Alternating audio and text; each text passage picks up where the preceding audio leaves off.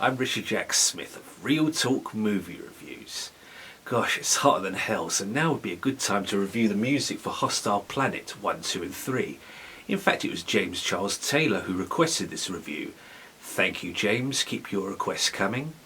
I'll begin with Volume 1, and there's a stirring opener. This then leads to some atonal elements. Eagle Battle was a little on the weak side, relying on droning and stuff rather than establishing a clearly defined purpose or a theme. Rockhopper Penguin was an improvement though, definitely sweet and refreshing. With this score, Benjamin Wallfisch creates something which has virtues as well as faults, which faults are only magnified when he pushes too hard.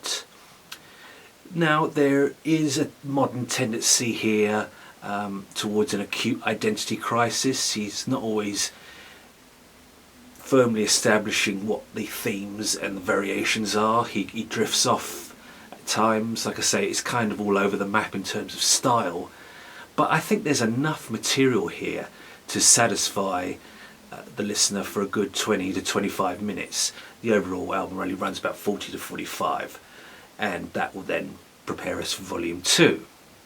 I will leave my final ratings until I've reviewed all three soundtracks. So with that, we come to Volume 2. For Volume 2, I would like to read from my notes, because I would like to say rather precisely what I mean.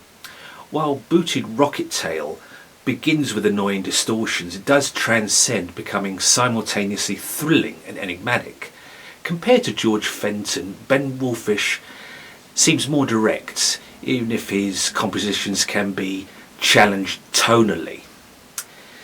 Bending Branches, meanwhile, evinces a gorgeous flow, the strings taking us on an emotionally satisfying journey.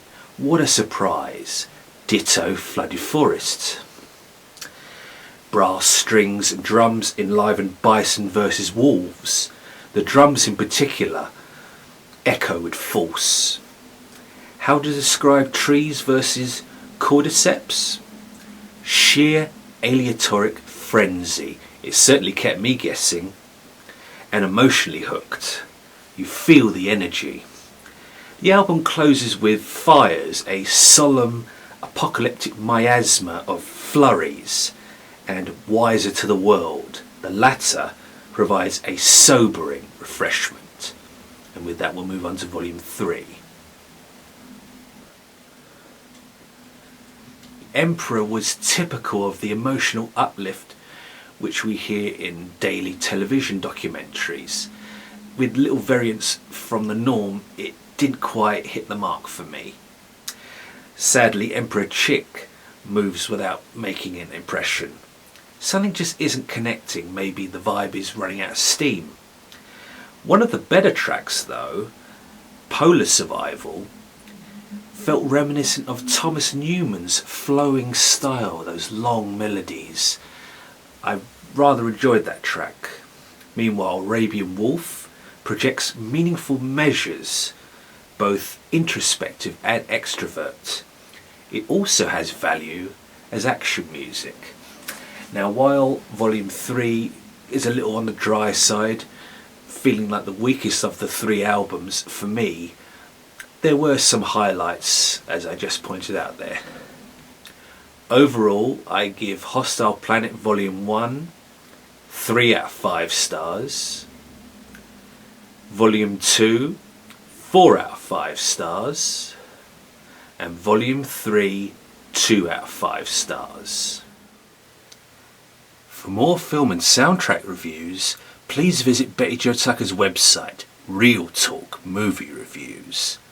On Facebook you can find my pages, Hip-Notic Movie Reviews and Hip-Notic Soundtrack Reviews.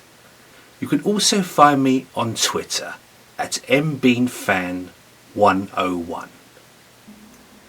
I am Richard Jack Smith, thank you for watching and I'll see you next time.